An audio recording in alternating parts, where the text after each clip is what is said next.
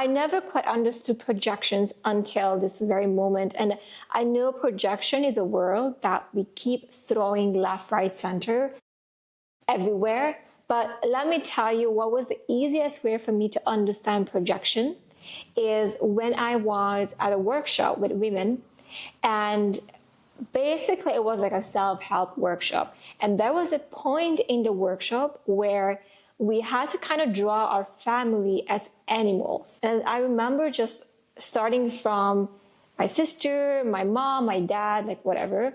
And I ran out of space on the paper. So I put myself into a different page because by the time I got to myself, there was no space. So I added another piece of paper and I draw myself in there. I remember thinking to myself, like, I really don't know how to draw cats. I wanted to draw my sister as a cat because I knew she loved cats. So I looked up Google images and be like, okay, I want cats, give me cats. And I copied kind of like how to draw cats. And I remember after we're done drawing, we were put in a group of 5. And what happened is that we had to sit down and look at the drawings of each other. And what had to happen is that you had to sit in silence and you would have to let people say what they think you draw and how they think you see your own family. And you guys, projections, they went crazy. I heard so much stories like, oh, you look, the cat's eyes, there's some sparkles, maybe they are tears from pain. Or some people said, she put herself on a different page. She must be separated from her own family. And I listened to the stories and I thought to myself, like, no, none of you guys are actually close to reality. Like, I draw that cat because I looked at that specific picture and I just copied that. There's no pain in the eyes of the cat.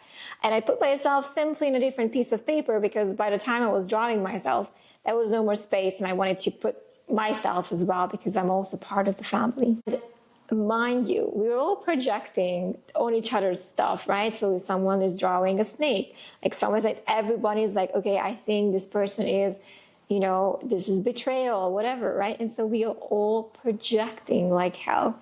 And then I get my drawing got projected on like hell. And I thought to myself, like, wow, you guys are actually very far from reality.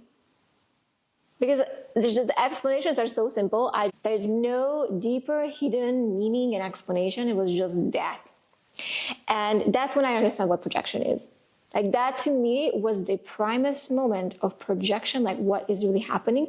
Because what really happens is we have our own lens in which we see reality, right? Like, that's how we make sense of things. Like, I see, like, people are like this. I, again, inherit worldviews from families and generations, and that's how I make sense of the world.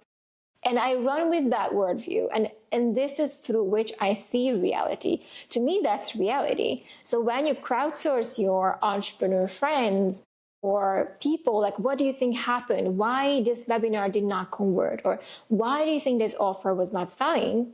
They most likely will not give you objective analysis, but they're going to give you some sort of projection that through their frame of reference makes sense. And it's up to you then to be discerning of, okay, like, I'm not sure if that's what happened, but thanks so much for the input, And that's why it's so important to be like, if you are going for fill in the blanks from people, you might just get projection. So